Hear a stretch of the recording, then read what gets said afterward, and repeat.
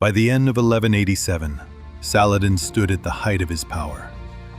Jerusalem was once again under Muslim control. The Crusader states were fractured and weakened. Across the Islamic world, he was celebrated as a symbol of redemption. But victory in the medieval world was never permanent.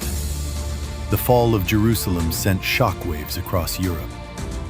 A new crusade was declared, not by minor lords, but by kings. This was the Third Crusade. Among its leaders was Richard I of England, a commander unlike most of his contemporaries.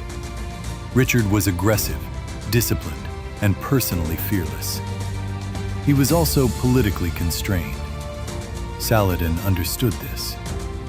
Rather than seek decisive confrontation, he relied on strategy, mobility, and denial. Cities fell and were reclaimed. Acre was captured by Crusader forces after a brutal siege. Jaffa followed. Yet Jerusalem remained out of reach. Between Saladin and Richard, a strange relationship developed. They never met, yet messages passed between their camps. Physicians were exchanged, gifts were sent. This was not romance, it was realism. Both men understood the cost of absolute victory. The war dragged on. Disease spread, resources dwindled, pressure mounted on both sides. In 1192, a settlement was reached. Jerusalem would remain under Muslim control.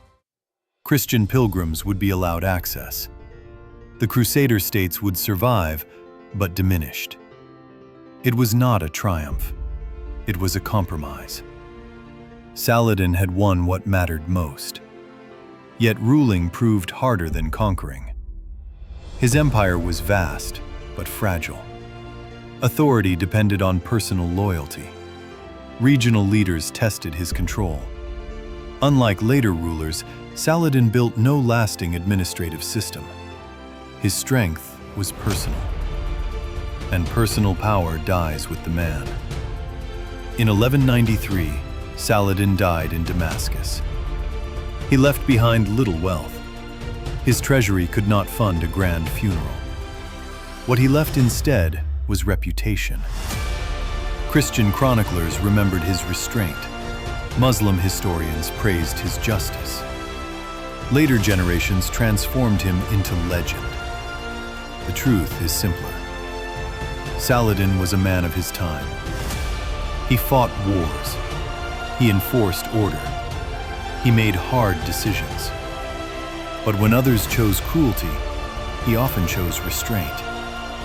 History remembers many conquerors. It rarely respects them. Saladin was remembered.